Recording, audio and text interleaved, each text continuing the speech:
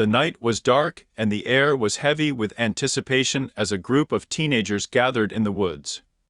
They had come with one goal in mind: to summon a spirit. Despite the warnings of their parents and the stories they had heard about the dangers of playing with the supernatural, they were determined to go through with the ritual. The group of 6 had all been friends since childhood, and they were eager to experience something they had never encountered before. They had researched the ritual online and were confident they knew what they were doing. With the circle of candles set up and the incantation spoken, they waited with bated breath for the spirit to appear. Suddenly, a gust of wind blew through the clearing and the candles flickered wildly. The teenagers watched in awe as a dark figure materialized in the center of the circle.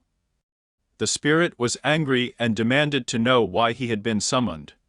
The teenagers, taken aback by the sudden appearance of the entity, stuttered out an answer, explaining that they had just wanted to experience something supernatural. The spirit scoffed at their ignorance and warned them of the dangers of playing with things they did not understand.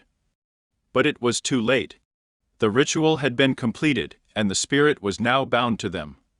It vowed to follow them wherever they went, and to never let them forget the mistake they had made. At first, the teenagers thought it was just their imagination playing tricks on them.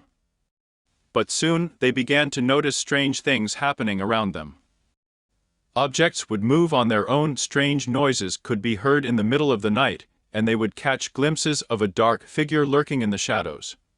The spirit became increasingly malevolent, tormenting the teenagers in their sleep and causing chaos in their waking lives. They tried to reverse the ritual and banish the entity, but it was too late. They had unleashed a force that was beyond their control. As the days went on, the teenagers became more and more desperate to rid themselves of the spirit. They sought out the help of a local priest and even went to a psychic, but nothing seemed to work. The spirit had become too powerful, and it was clear that it was not going to leave them alone. In the end, the teenagers were forced to accept their fate. They had made a grave mistake by summoning the spirit, and now they were paying the price. The cursed entity continued to haunt them, making their lives a living nightmare. They had learned the hard way that some things were better left untouched and that sometimes the price of curiosity could be too high.